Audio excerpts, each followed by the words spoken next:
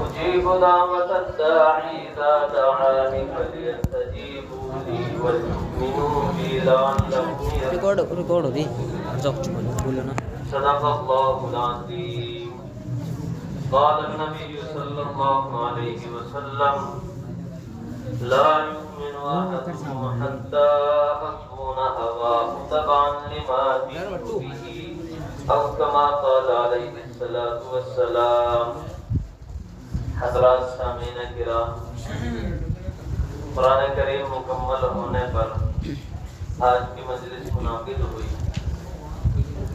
اللہ رب العزت قرآن کریم میں ارشاد فرماتا ہے کہ جب میرے بندے میرے بارے میں پوچھے، ابن آدم میرے بارے میں پوچھے، انسان پوچھے، تو ان کو بتا دو کہ میں ان کے بہت قریب ہوں، اور اتنا قریب وہ کہتا ہے وَمَعَكُمْ أَيْنَمَا كُنْتُمْ، میرے بندو جہاں بھی تم ہو میں وہیں تمہارے ساتھ۔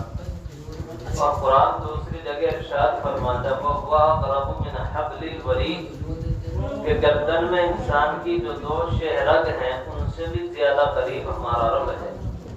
اس سے عارفین فرماتے ہیں اگر گناہ کرنے کو دل چاہے، انسان ہے، نفس کا تقاضا ہے، اور بھروسہ کچھ نہیں نفس امارہ کا ہے زاہد، فرشتہ بھی یہ ہو جائے تو اس سے بدگماں رہنا، یعنی کسی کا نفس بالکل گناہ کا ہی طرف مائل ہی نہ ہو اور گناہ کا خیال دل میں بالکل آئے ہی نہ، تو تب بھی اپنے نفس کا بھروسہ نہ کرو۔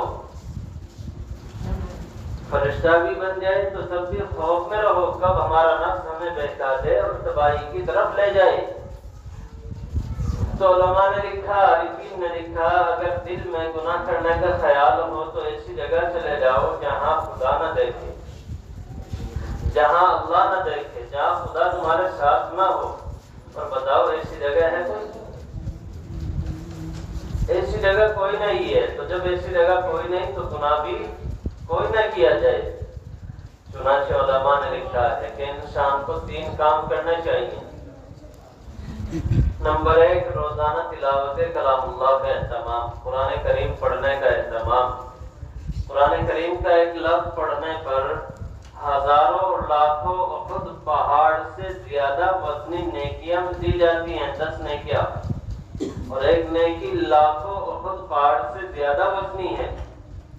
10 گناہ معاف ہوتے ہیں اور 10 درجے بلند ہوتے ہیں۔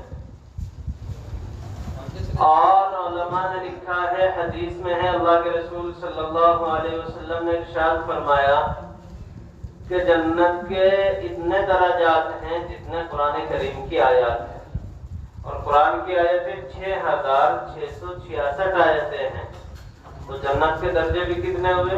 6666۔ حافظ قرآن کو کہا جائے گا پڑھتا جا اور جنت کے درجات میں چڑھتا جا، بلندی کی طرف جاتا رہے، اور جہاں پر اس کی آخری آیت ہوگی وہیں پر اس کے والدین کے مقام کی بھی انتہا ہوگی۔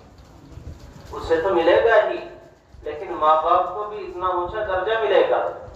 لیکن المیہ کیا ہوا، افسوس کیا ہوا، ہم نے سوچا کہ اگر اپنے بچے کو حافظ قرآن بنائیں گے تو پھر دنیاوی تعلیم سے محروم رکھنا پڑے گا، یہ خیال ہمارا غلط ہے۔ ہم اپنے بچوں کے لیے ایسا ماحول کیوں تیار نہیں کرتے کہ 10-12 سال کی عمر میں ہمارے بچے حافظ قرآن بھی ہو جائیں اور دنیاوی تعلیم بھی اچھی خاصی حاصل کر لیں، 5ویں 6ٹھی یا 7ویں 8ویں کلاس تک دنیاوی تعلیم میں بھی وہ بڑھ جائیں، اور آگے جدھر بھی بچے کا ذہن اچھا چل رہا ہو ادھر ہم اپنے اس بچے کو لگا سکیں۔ یاد رکھنا ایک حافظ قرآن کا ذہن اتنا وسیع ہو جاتا ہے، اتنا وسیع ہو جاتا ہے کہ دنیا کا کوئی ذہن اس کا مقابلہ نہیں کرتا۔ اگر حافظ قرآن دنیاوی تعلیم میں بھی جد و جہد کرے، محنتیں کرے، تو کوئی اسے سیکنڈ پر نہیں لا سکتا، وہ انشاءاللہ العزیز فرسٹ نمبرات ہی لائے گا۔ یہ قرآن کی خاصیت ہے، لیکن ہم نے ماحول نہیں بنایا، ہم نے ایسے انتظامات نہیں کیے۔ ہماری دولتیں جہاں دنیاوی چیزوں پر خرچ ہو رہی ہیں، دنیاوی ضرورتوں پر خرچ ہو رہی ہیں، اپنی اولاد کی تعلیم پر خرچ نہیں ہو رہی ہیں۔ تو ایک کام کرنا چاہیے ہمیں، تلاوت کلام اللہ کا اہتمام روزانہ، چاہے ایک صفحہ ہی ہو، چاہے ایک رکوع ہو یا ایک باب ہو یا آدھا پارہ ہو یہ حافظ قرآن کم سے کم ایک سپارے کی تلاوت بلا ناغہ روزانہ اپنے اوپر لازم سمجھے۔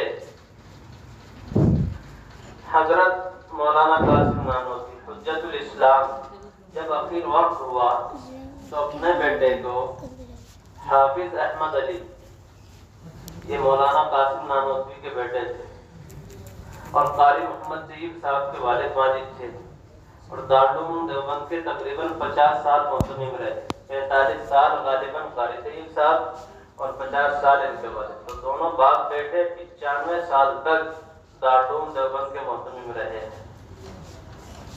تو اخیر وقت میں حجت الاسلام مولانا قاسم نانوتوی علیہ الرحمٰن نے اپنے فرزند جمن کو بلایا، بیٹا دیکھو دنیا کی دولتیں سب تمہارے لیے ہیں، تمہارا علم تمہارے لیے ہے، اور تم شہرت بھی پاؤ گے، ترقی بھی کرو گے، عزتیں بھی ملیں گی، لیکن جو حفظ کرایا میں نے آپ کو وہ اپنے لیے کرایا ہے۔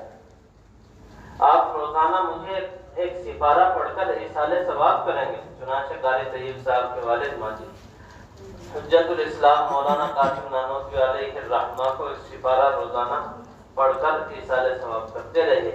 یہی نصیحت حافظ احمد علی نے اپنے بیٹے قاری طیب صاحب کو فرمائی۔ وہ بھی اپنی پوری زندگی اوابین کی نماز میں ایک سپارہ پڑھ کر اپنے والد کو ایصال ثواب کرتے رہے۔ تو کل جب اولاد کو ہم نیک چھوڑ کر جائیں گے تو دنیا سے تو مجھے بھی جانا، آپ کو بھی جانا، ہم سب کے عزیز و اقربا بھی جا چکے ہیں، ہمارے والدین بھی جا چکے ہیں، کسی کا والد جا چکے، کسی کے والد والدہ دونوں جا چکے ہیں۔ ہم روزمرہ جنازہ کوئی نہ کوئی اٹھا رہے ہیں، جنازے دیکھ رہے ہیں اور کندھوں پر جا رہے ہیں، اٹیک ہو رہے ہیں، اور فوراً پتہ لگتا ہے یہ فلاں چلا گیا، فلاں چلا گیا، کہ بیمار کچھ نہیں، رات میں صحیح سویا، صبح نہیں اٹھ پایا، اور مجھے اور آپ کو پتہ ہے میرا اور آپ کا اختتام کس حال میں ہو، مجھے اور آپ کو پتہ ہے ہمیں کس حال میں جانا ہے، پتہ نہیں ہے۔ اس لیے میرے بھائیوں، زندگی کے ہر دن کو اپنا آخری دن بھی سمجھو، روزانہ اللہ